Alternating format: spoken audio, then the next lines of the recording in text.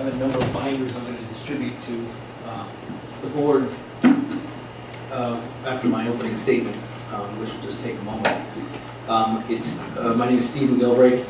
I represent a number of objectors in the area, Gliding Shops, Rocket Realty, Federal Properties of Rhode Island, and 11 State Street. Now, I just want to say as an initial matter, before we bring our witnesses forward, that my clients and the objectors that I know are not against developing the property. I don't think there's a single person in this room that wants that property to stay in its blighted state. Everybody wants to see it developed. They want to see, my clients want to see it developed appropriately. They want to see the applicant play as much as possible by the rules and still have a feasible, productive project. So that's really the initial matter. When people talk about the objectors not wanting anything to be built there, that's not the case. They're business people too. They own businesses in the area. They want more people walking up and down the sidewalk, and we're going to talk about that. But we don't think this project does that, and we'll explain why. Now, the zoning ordinances, as this board knows, were written by the town council and approved pursuant to a very specific process. The town council certifies that the zoning ordinances are in compliance and comport with the master plan, or the comprehensive plan. So what you see when you see the various parts of the ordinances are something that dovetails into the master plan. So they thought of that. They thought, what's the appropriate, for instance, density in the area? They look at the master plan or the comprehensive plan, they see what the goals are, it's reflected in the ordinances. And Bristol has a special admonition when it comes to non-conforming buildings by dimension for the zoning board. There's a provision that says that the ordinance is advised of the zoning board that buildings or structures that are non-conforming by dimension are likely to cause overcrowding and congestion in the neighborhood, contribute to unhealthy conditions, and are contrary to the purposes of this chapter. Buildings and structures that are non-conforming by dimension cause disruption of the overall land use pattern of the town, inhibit present and future development of the nearby properties, and confer upon their owners a position of unfair advantage. And I think all of those things are what you're seeing in the present application. Where other people had to abide by the rules or as closely as they possibly could hew to the rules, you're looking at an application that looks for 14 zoning variances. It's in actuality, it's a rezoning of the property. And that's what we'll cover tonight. We're going to cover overcrowding and congestion. We're going to show that it's contrary to the purposes of the comprehensive plan, that the application and proposal disrupt the overall use pattern of the town, that they inhibit, or that it inhibits present and future development, and that it confers an unfair advantage on the applicant. Where other people, again, have to hew by the rules, you're looking at 14 major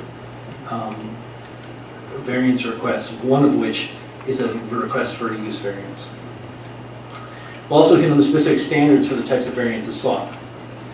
A few items, again, preliminary items that I would mention, is that the granting of the previous relief is irrelevant here. It's a different building, different size, different number of units. It does not, the 2007 proposal didn't incorporate the parking spaces into the building, which is driving the mass here.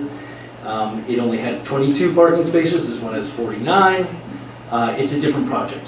And even if it wasn't a different project, under the town's own rules, those variances have elapsed. So this board is left with the same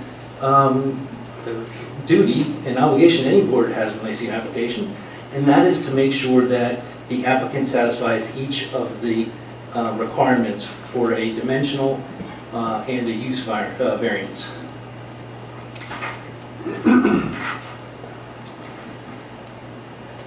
In another initial matter, I believe that all of the findings the board must make are with respect to Lot 6. This is on Lot 6. Lot 6 and Lot 3 have not been merged. When you look at your ordinances, it will talk about, and it talks about lot coverage, setbacks, it talks about the lot. And so we're talking about Lot 6 here, not combining 6 and 3.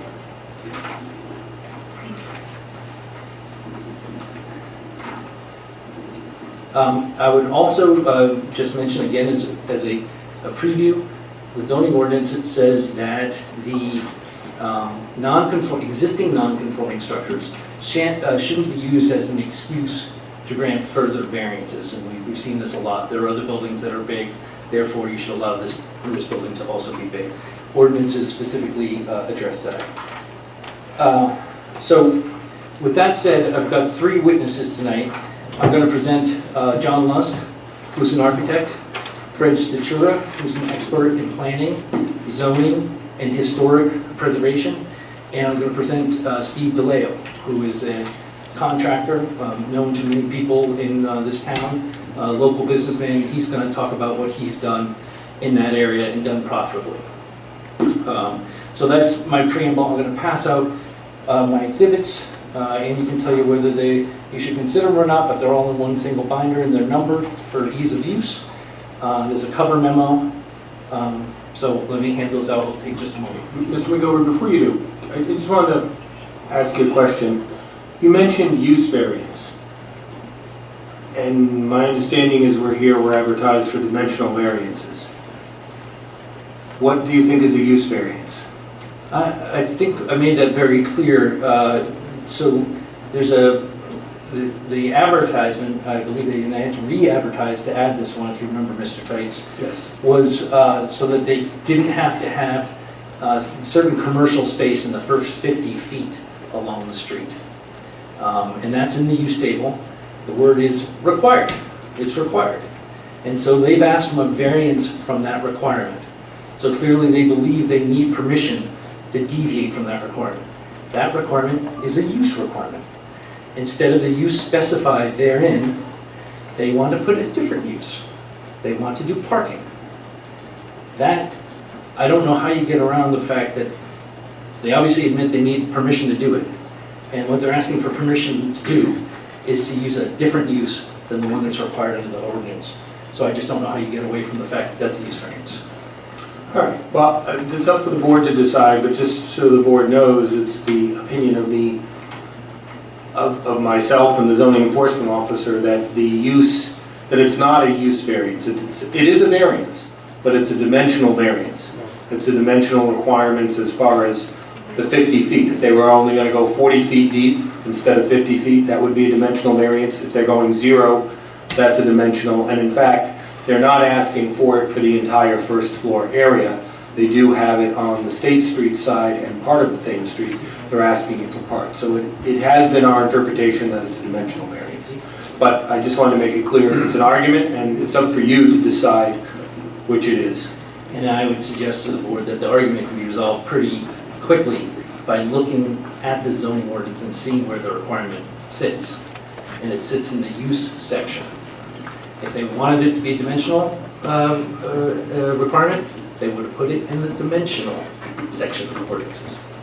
All right, with that, I'm going to start with my first witness, but first I'm going to hand out the binders.